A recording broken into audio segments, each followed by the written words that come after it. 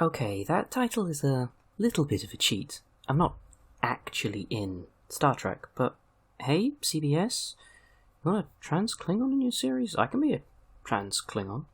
I can, however, see myself in Star Trek. Trans people in popular media aren't new. We've been here for a while now, sometimes exceptionally good, and sometimes, well, not good. But right now, we are currently living the high life in Star Trek. And the show, Star Trek, actually features a trans-mass actor and a non-binary actor portrayed as living in a happy relationship doing awesome Star Trek things. I would have never have thought it possible when Discovery first aired way back in 2017 when I was a closeted trans person, still very much publicly in the closet. I hadn't come out yet. I'd come out to my closest friends, and I'd been working slowly to build up the courage to come out to a not exactly queer-friendly workplace. And I started dating again. Discovery was getting its hooks into me at that time, and then I felt like I needed to bring back my full love for Star Trek. Of course, in for a penny, in for a pound, I'm going to show binge. Normally I'd sit down with Deep Space Nine, but I was in that mood for just a few things of Star Trek at that point, ease myself back in gently, so to speak. So, of course, I hit up TNG. To be precise, I hit up TNG Series 5. It's arguably the best series. Time's Arrow, The Inner Light, The First Duty, Disaster, Silicon Avatar. Look, Series 5 is the best series of TNG. Arguably, hands down, don't fight me on this, I'm correct, and you will know it. Series 5 has another episode, The Outcast. I have a lot of mixed feelings about this episode, and honestly, after watching it once, I never went back. I can be stubborn like that, of course. It's a romance of the week that never works out because guest actors are expensive. I mean, it just can't work out that way. The Outcast gave us a story that didn't just challenge the nature of the show. It challenged the show by giving us TNG's first open queer romance. In the episode, the Enterprise makes contact with the Janai, an androgynous race who are looking for one of their ships that fell into a subspace sinkhole. Riker works with a member of the race called Soren, and of course they take a shine to each other. Soren explains that their race has moved beyond gender, feeling that they are people more evolved than having gender, and it's seen as a perversion. But as she falls for Riker, Soren realizes that they do have a gender identity, and that she can love. By the end of the episode, she gives a passionate but ultimately fruitless speech about how she is and who she loves. But according to Janai doctrine, Soren is taken away for what is gruesomely referred to as psychokinetic therapy. Riker tries to mount a rescue mission, and while Picard is sympathetic, it would breach the Prime Directive. Riker and Worf, however, play the fuck that noise card, and beam down to rescue her anyway, because Riker is a decent human being, and Worf isn't in the area of fucking around with shit like this. Riker soon finds Soren, but it's too late. Soren no longer has feelings for Riker, and blames the last few days on just being ill, calling it a sickness. Heartbroken, Riker is forced to leave her behind. So let's be clear here. This story and the ending is about conversion therapy. It's about how conversion therapy wins. In the context of the story, it's hideous. And further on from that, conversion therapy is hideous. It's a looming threat to queer people everywhere.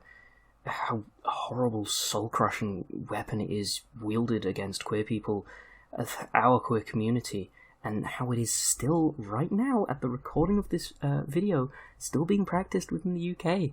Personally speaking, it's a difficult episode for me to get into because of the subject matter.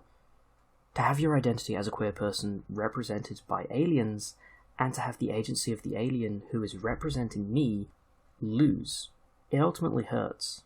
There was also a lot of behind-the-scenes stuff that I won't specifically get into in this episode, but actor Jonathan Frakes, who portrays Riker, wanted the episode to actually feature a male romance. He really wanted the character of Soren to be portrayed by a male actor, which was something that was immediately shot down, and I think would have gone a great way to service the character of Riker at the very least, to have actual on-screen confirmation of a bisexual Commander Riker, which would have slapped, but Riker is also, again, he is bisexual, you can't change my mind, this is like Series 5 of TNG all over again. Anyway, there is something, however, so bitter to be made the victim, and to not even really be carried beyond the story.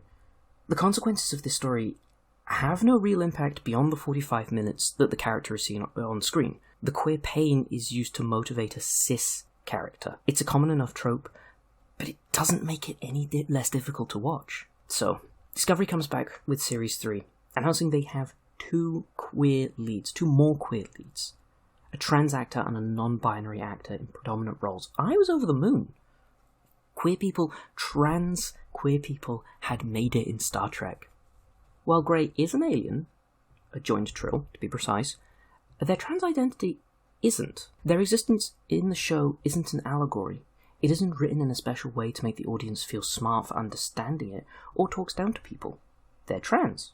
Grey's trans status isn't directly touched upon in the show, but the presence of a trans actor playing the character is the primary focus. Likewise, Adira comes out in the show. They make themselves known during the latter half of the series. Their decision to come out was a wonderful performance by Blue Del Barro. Their acting perfectly captures the anxiety of someone who is coming out in a situation they don't know how to respond. Coming out is hard. It's difficult because of all the decisions you make to open up about something so intimate and personal about your life right there and then. It also changes everything. And even when you think you're in a room full of your peers, people who will support you, you and your family, and your friends, there's always that nagging feeling in the back of your mind, the what if, that perpetually spins the idea of rejection, the thought that keeps so many of us closeted. A lot of people have argued in both good and bad faith that we don't need this scene. In the future, people who are so-called different would be welcome, and I hate the idea that people spin it as people who are different. I just want to, as a quick sidebar, that is the worst possible way to say it, because it implies that being different is an othering thing, but no. The more to the point is, you need this scene in Star Trek.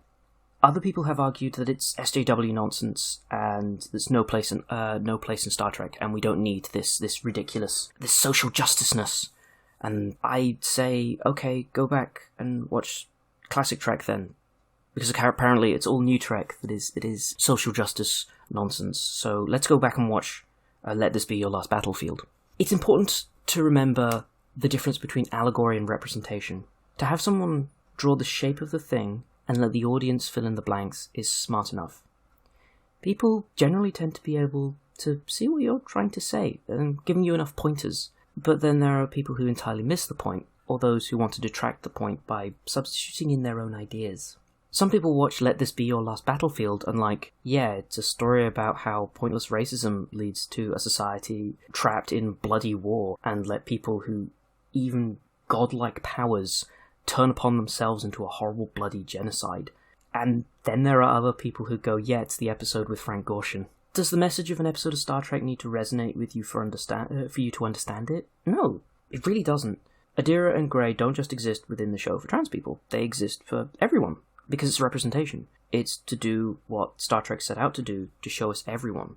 As the man himself says, not just to tolerate, but to take a special delight in differences and in ideas and differences in life forms. We all exist in some form or another, experiencing the world differently. Some more different than others. It's fact of life. And it's good to see Star Trek getting around to showing us that, to include us, to feel so good. Star Trek does tend to set a precedent for other big shows, or not copying their works exactly. I feel that other shows and movies and other big name properties will start to take notice. Hopefully not simply just for the bragging rights to say we put X minority in our show, but to actually craft well-told nuanced stories centered on queer characters.